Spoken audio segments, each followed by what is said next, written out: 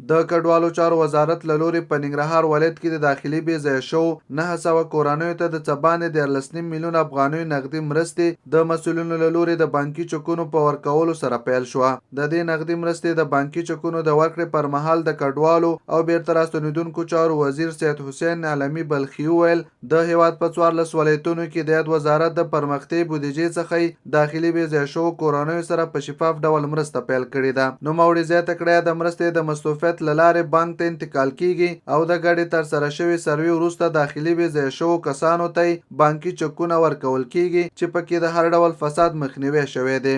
ما 84,000 فامیل بیجای شده در سراسر افغانستان در 34 ولایت امسال برای کمک رسانی داریم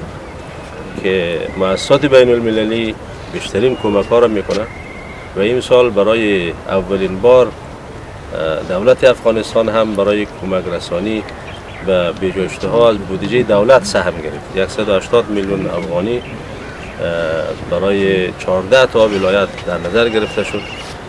که بیشترین IDP یا بیجای شده را ما در هرات داشتیم و در مرحله دوم در بادغیس و در قدم سوم غزنی و بعد هم ننگرهار و خندهار و سایر ولایات. البته که من میگم از نظر عددی بیجای شده همین سال است. ننګرهار والي حیات الله د کډوالو او بیرته راستنیدونکو چارو وزیر څخه مننه وکړه چې په دې ولایت کې 900 داخلي بې ځایه شوو کورنیو سره د څه باندې 14 میلیون افغانیو نغدي مرسته وکړه. هغه زیاته کړې د مرسته کې به هرې بې ځایه شوې کورنۍ ته 15,000 افغانۍ نغدي ورکړل شي ترڅو ورباندې د ژمني موسم ضروري اړتیاوې پوره کړي. نن خوشبختانه چې وزیر صاحب د کډوالو چارو د ریاست د پخوانیو وسنیو او راتلونکو پلانونو او د پخوانیو ستونزو او د هغې د حل لارو چارو دپاره راغلی ده. دلته د موږ سره به په دې باندې خبرې کوي. د هغې تر څنګ مننه کوو چې په دغه مراسمو کې چې تقریبا د 900 فامیلو دپاره د 14 میلیون افغانیو د ژمي یوه بسته کومکي وه د هغه بې ځایه شوو دپاره چې هغه په 19 کال کې بې ځایه شوي په هغې توضیح کې مو اشتراک وکړو. مننه کوو. زه د ننګرهار د ولسونو په استازیتوب او د ولسمشر د نماینده په صفت مننه کوم او د دې ډاډ درکوم چې په ننګرهار کې موږ انشاءالله ښې خواته روان یو. د تاسې هغه بدلونونه چې د کډوالو چارو ریاست کې په وروستیو کې راغلي هغه په نیک فال باندې نیسو او هیله مو دا ده چې د نوي رئیس صاحب دپاره د کاري ټیم په تغییر او تبدیل کې نوره هم را سره مرسته وکړئ.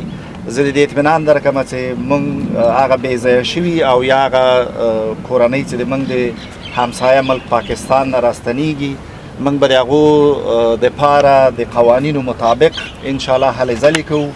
د ښارګوټو ستونزه شته ده په هغې باندې لکه مخکې چې تاسې وویلې موږ جدي کار شروع کړی ده او انشاءالله لرې به نه وي چې په نږدې راتلونکي کې موږ د مهاجرینو دپاره او همدارنګه د خپلو